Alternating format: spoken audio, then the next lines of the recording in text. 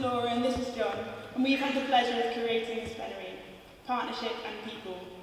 These themes are huge. Partnership covers SDG 17 and aims to improve global partnership as a means to sustainable development. This includes everything, from improving democracies, ensuring NGOs work together efficiently, and improving participation into further development strategies in a move away from the vertical, do-as-we-say approach. Then people. This includes SDG 2, 3 and 4, and its aims are to achieve health and well-being throughout life, education for all, and support for women and children. These aims are massive, and will require progress to be made in almost every imaginable area of life. Access to education, safe housing, appropriate medical care, nourishing food, as well as supportive, inclusive, and peaceful societies. With an idea of how far-reaching these aims are, they may sound too idealistic. But as the world becomes more and more unequal, there has never been a more pressing time to set such ambitious goals.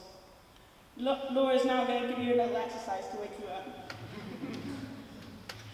So to get you thinking about the themes of the plenary, we've got a little exercise that we'd all really like you to participate in. So at the front of all of the rows, I think we've got our lovely committee who, as you can see, are holding up some inflatable globes. We've had a bit of an internet ordering issue. They were supposed to be this big, but they have turned out to be a little bit smaller than we imagined. But the principle is exactly the same. What we'd like you to do is for each row, each section of the room, to pass these globes from the front to the back, almost like a Mexican wave, and then back to the front as quickly as possible. And as well as this, before the globes get back to the front, we'd like you to turn around, find someone that you've never spoken to before, and start a conversation with this person. We'd like you to find out 3 things. Firstly, their name, where they've come from, and why they've come to the conference this weekend. Does that make sense? Cool.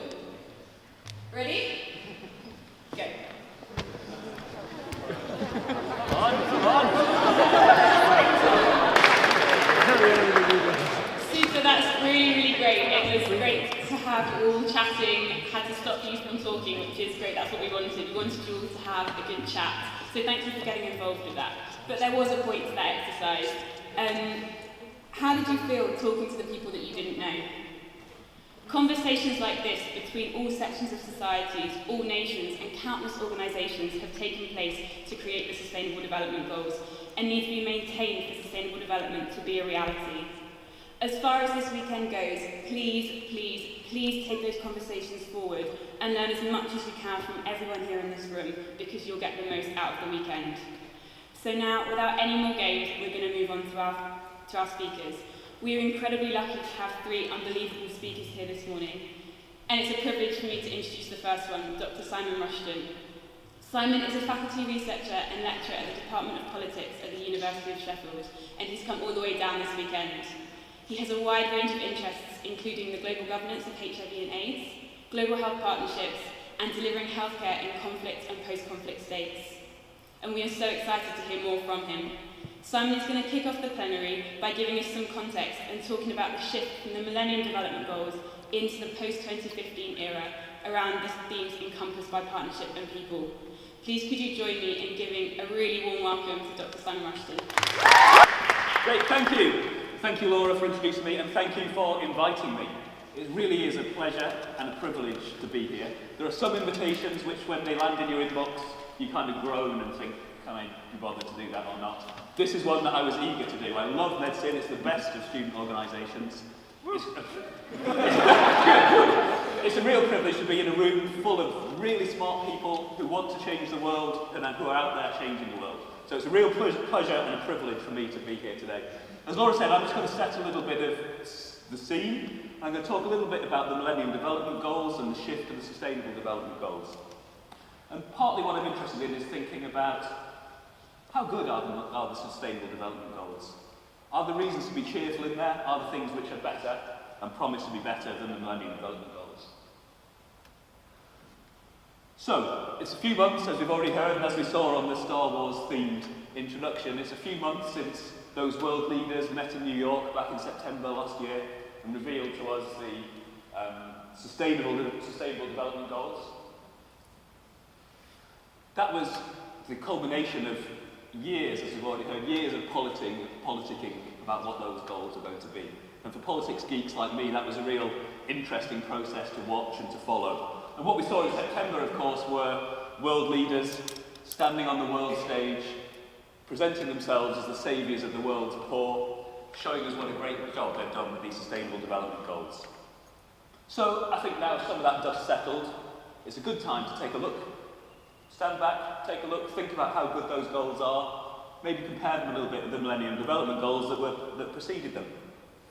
Some of you will know that the Millennium Development Goals, these are they, there were 8 of them, and they set the global development agenda from 2000 to 2015 in really very important and powerful ways, and I'll talk about that a little bit in a minute. And you'll know that we made great progress on some of these goals. Amazing things were achieved in those 15 years. But on other goals, we fell really tragically short, and there's still much to be done in many countries around the world. Some of you will also know that these Millennium Development Goals, the 8 of them, were quite heavily criticised during the 15 years in which they were setting the global development agenda. And today I really want to look at 3 of those big criticisms, 3 of the criticisms that were made of the MDGs, and to talk to you about actually whether the SDGs offer some solutions to those criticisms, whether we're seeing something that is perhaps a step beyond the MDGs and solve some of the problems with the MDGs. So I'm just going to look at 3 things. I'm going to culminate in talking about partnership and about our role in the goals. So the first thing I want to talk about is whether the SDGs take us beyond the limited menu of global health issues that some people felt was a problem with the MDGs. I want to talk about human rights, which for many was a big void in the MDGs, and talk about whether the SDGs offer a more compelling vision of human rights and whether they give us a step towards realising the right to health. And I want to talk a little bit about partnership, about what partnership means, which is one of the central themes of this conference. And a lot of people felt with the MDGs that there was partnership rhetoric, but a big lack of clarity about what that actually meant in practice. So I'm going to talk to you at the end of my talk about what partnership means and what we should do to make sure it means something worthwhile. So global health in the MDGs. Lots of you will know about this, but there were 3 of the 8 MDG targets were directly focused on global health issues. Let's remind ourselves, we had MDG 4, which is about reducing child mortality. We had MDG 5, which is improving maternal health. We had MDG 6, which is about combating HIV, malaria, and other diseases. Most of you will be familiar with those, and they're all really important things. And they were all in there because of really successful lobbying efforts by global health advocates around the turn of the millennium to make sure they got their health issue in the Millennium Development Goals. But as time went on, we started to hear more and more criticisms about that limited menu, if I can call it a menu, of global health issues. Nobody was saying that these 3 things were not important, but people were saying, what about all the other global health challenges we face? What's excluded from the goals? Other diseases that aren't there. Building health systems, a huge challenge, was not there in the Millennium Development Goals. And that mattered because very often funding, investment, effort was guided by these goals. International aid was guided by the Millennium Development Goals. What governments did in the developing world and in the developed world was very often targeted at meeting these goals. And that meant that too often other important things fell by the wayside. Horizontal approaches to building health systems too often fell by the wayside. So these things were good, but they were too limited. So what have we got in the SDGs? Well, the first thing that's strikingly obvious about the SDGs is we've got a lot more of them, right? We've gone from 8 goals to 17. A huge number of goals. Also, for those of us interested in global health, we've dropped from having 3 out of 8 goals to having 1 out of 17. On the face of it, that looks like pretty bad news for global health's place on the international development agenda. But what about the one goal we have got? Well, the one goal we have got, you can see there, is goal 3. Ensure healthy lives and promote well-being for all, at all ages. Well, I think we'd all probably say amen to that. I mean, this sounds like like an excellent goal for us to have as a world for the next 15 years, and of course one that I hope we achieve. You might not be able to read this, you can look it up on the internet. It's the targets below the goal that is where the action really is, right? So the goal is motherhood and apple pie, and actually what the politics was in agreeing the targets that sit below that goal. And they're here, you can look them up on the internet, they're easily available. And we've got all the things we had before, right? So maternal mortality is there, child health is there, HIV is there. The things that were in the MDGs are there again. But we've also got some new things, and many more things, that weren't in the MDGs. We've got mental health, we've got traffic accidents, we've got pollution, a whole range of real serious health challenges in many parts of the world, which were excluded before and are now there. Perhaps most importantly, I think, we have goal 3.8. And goal 3.8 says achieve universal health coverage. That's a big commitment, that people around the world will have access to quality health services. A huge step beyond, I think, what we had in the MDGs. How we achieve these things in practice over the next 15 years is a huge challenge. But I think what we've got in terms of the range of health issues encompassed in these goals is far beyond what we had in the MDGs. So on the first criticism, that the MDGs were too limited, I think there's a reason to be cheerful here. I think we've got much more here in the SDGs than we had in the MDGs, even though global health is now only one goal, or specifically one goal. So what about the second thing? What about human rights? I mentioned earlier that for many people, human rights were a huge void in the MDGs. The MDGs didn't mention human rights. They didn't mention the human right to health. They didn't mention other health-related rights. Now, nobody thought that mentioning human rights makes it happen in practice.